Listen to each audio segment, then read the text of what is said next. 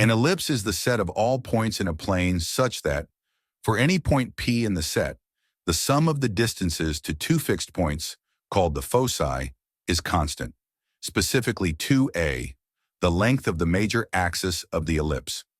Like circles, parabolas, and hyperbolas, ellipses are conic sections, that is, curves obtained by slicing a right circular cone with a plane. Specifically, we obtain an ellipse when the plane intersects the lateral surface of the cone at an angle to its axis of rotation different from 90 degrees, but doesn't intersect its base.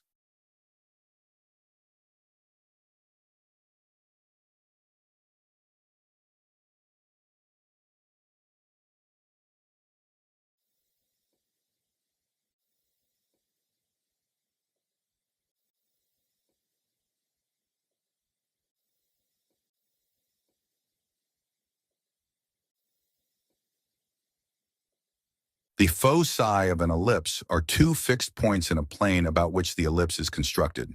They're usually denoted by F1 and F2 and lie on the major axis of the ellipse, symmetrically on either side of the center.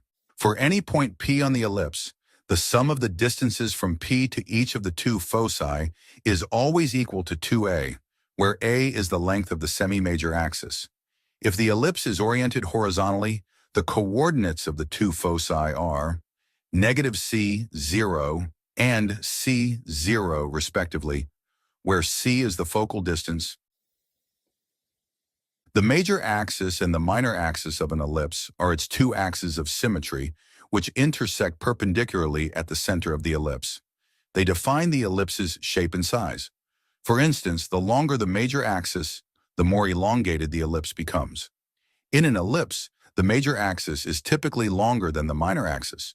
If the major axis and the minor axis are equal in length, the ellipse becomes a circle, and the two foci coincide at the center of the circle.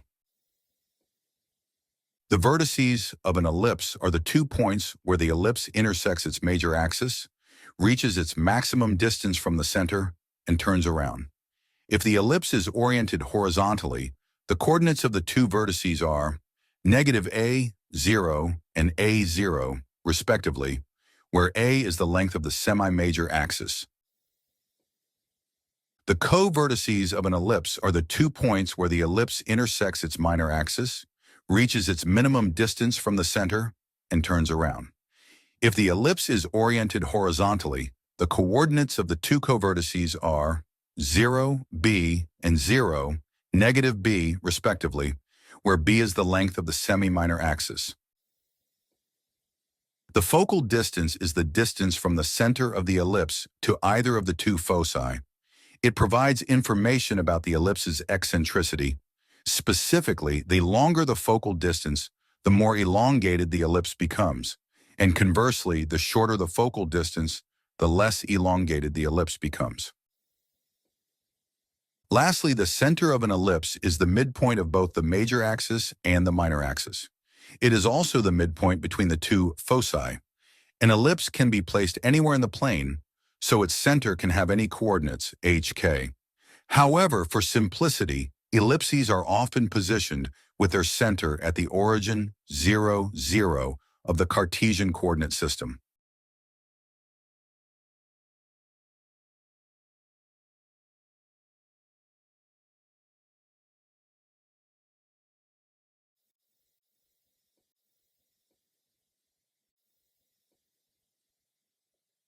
A chord is a line segment whose endpoints lie on the ellipse. The longest chord is the major axis of the ellipse. Focal chords, the major and minor axes, and the two latus recta of the ellipse are special types of chords. An ellipse can have infinitely many chords. A focal chord is a chord that passes through one of the foci of the ellipse. The two latus recta of the ellipse are special types of focal chords. An ellipse can have infinitely many focal chords. The latus rectum is a chord that passes through one of the foci and is perpendicular to the major axis. Because there are two foci, there are also two latus recta in total, one on the left side of the ellipse and one on the right side. Lastly, a secant line is a line that intersects an ellipse at exactly 2 points. Secant lines always cross the ellipse, unlike tangent lines, which only touch the ellipse at one point. We can draw infinitely many secant lines that intersect an ellipse.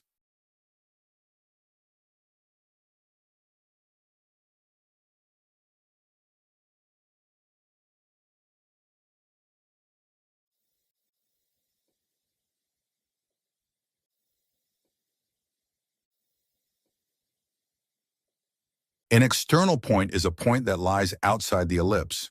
Given an external point, we can draw only two tangent lines to the ellipse from it. A tangent line is a line that touches an ellipse at exactly one point. Unlike secant lines, tangent lines never cross the ellipse. We can draw infinitely many tangent lines to an ellipse. However, from an external point, we can draw only two tangent lines to it. A point of contact is a point at which the tangent line touches the ellipse. The tangent line and the normal line intersect perpendicularly at the point of contact. A normal is a line perpendicular to the tangent line. Lastly, a chord of contact is a chord whose endpoints are 2 points of contact. When we draw two tangent lines to an ellipse from an external point, these tangent lines touch the ellipse at two distinct points. The line segment connecting these 2 points of contact is called the chord of contact.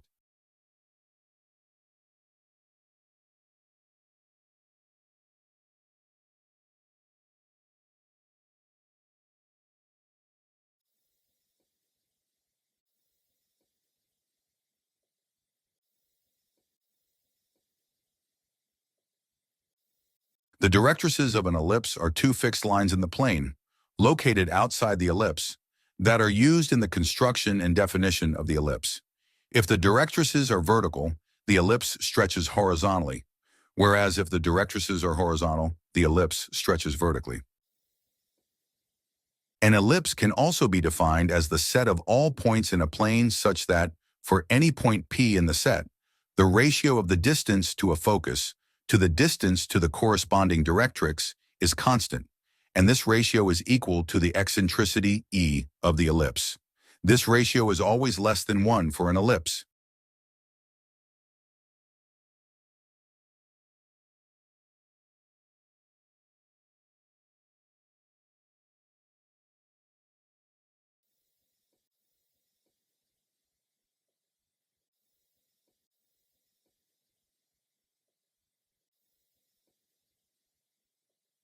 An ellipse can also be constructed using a circular directrix, which is a circle with its center at one of the foci and a radius equal to 2a, where a is the length of the semi-major axis.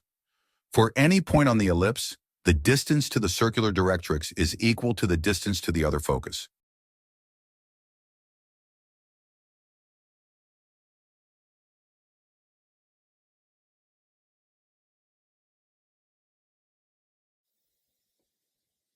The circumference of an ellipse is the distance around the ellipse, i.e., its length.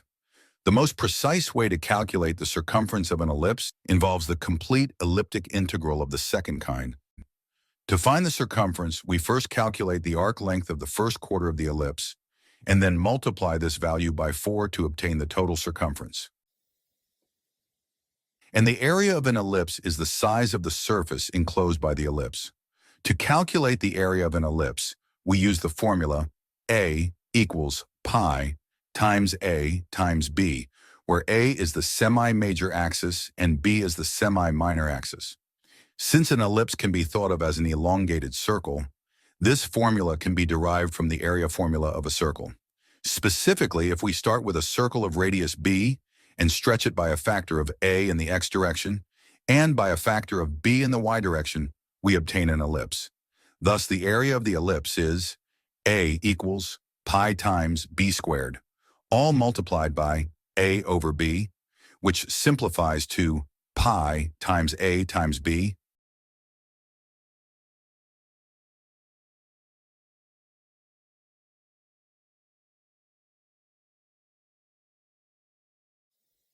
Like, share, and leave a comment.